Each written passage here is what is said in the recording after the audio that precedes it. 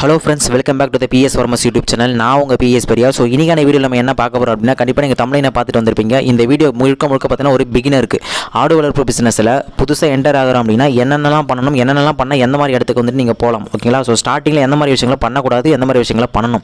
So இந்த video பார்த்து முடிக்கிற இந்த எண்டில் வந்துட்டு உங்களுக்கு ஒரு கிளாரிஃபையான ஐடியா வந்துட்டு உங்களுக்கு வந்துட்டு கிடைச்சிரும், ஓகேங்களா? ஸோ எனக்கு வந்துட்டு நீங்கள் என்ன பண்ணணும் அப்படின்னா, இந்த வீடியோ வந்துட்டு ஸ்கிப் பண்ணாமல் ஃபுல்லாக பார்த்தீங்கன்னா தான் உங்களுக்கு வந்துட்டு அந்த கரெக்டான கண்டென்ட் வந்து உங்களுக்கு புரிய ஆரம்பிக்கும், ஓகேங்களா? ஸோ இந்த வீடியோவில் வந்துட்டு பார்த்தீங்க அப்படின்னா, அதுக்கு முன்னாடி நம்மளுடைய சேனலுக்கு புது வியூவர்ஸ் வந்து அப்படியே மறக்காம நம்மளுடைய சேனலை வந்து சப்ஸ்கிரைப் பண்ணி வச்சுக்கோங்க. அண்ட் ஸோ பக்கத்தில் பெல் ஐக்கனை கிளிக் பண்ணி ஆளில் போட்டுக்கோங்க, ஓகே? நம்மளுடைய சேனல் ஆடு வளர்ப்பு, கோழி வளர்ப்பு, கவர்மெண்ட் ஸ்கீம்ஸ் அண்ட் அப்டேட் பற்றி நம்ம அனுபவபூர்வமாக ஷேர் பண்ணிட்டு இருக்கோம். ப்ரீவியஸில் 5 இயர்ஸ் எக்ஸ்பீரியன்ஸில் முதல்ல ஷேர் பண்ணிட்டு இருக்கோம், ஓகேங்களா? நீங்கள் ப்ரீவியஸ் வீடியோஸ் எல்லாம் போயிட்டு பார்த்தீங்க அப்படின்னா உங்களுக்கே வந்துட்டு தெரியும், ஓகேங்களா? Okay, coming to the video.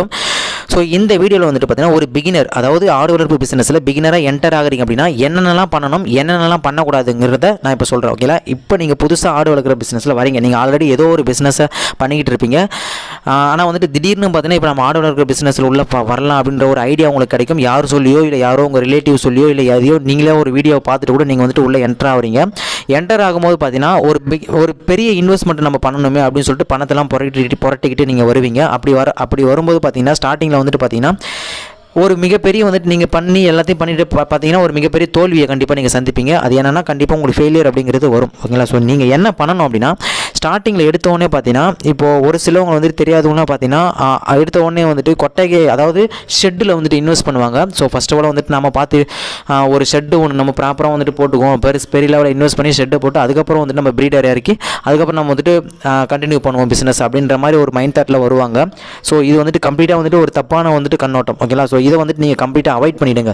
நீங்கள் என்ன பண்ணணும் அப்படின்னா, நான் வந்துட்டு ஸ்டார்டிங் அதாவது மூணு வகையான வளர்ப்பு முறையை நம்ம சொல்லிகிட்டு இருக்கோம். பரண்மேல் வளர்ப்பு முறை, தரைமுறை வளர்ப்பு முறை, மேய்ச்சல் முறை வளர்ப்பு முறைன்னு சொல்லிட்டு இருக்கோம். இந்த மேய்ச்சல் முறையும் தரைமுறை கிட்டத்தட்ட ஒரே மாதிரி தான் இருக்கும்.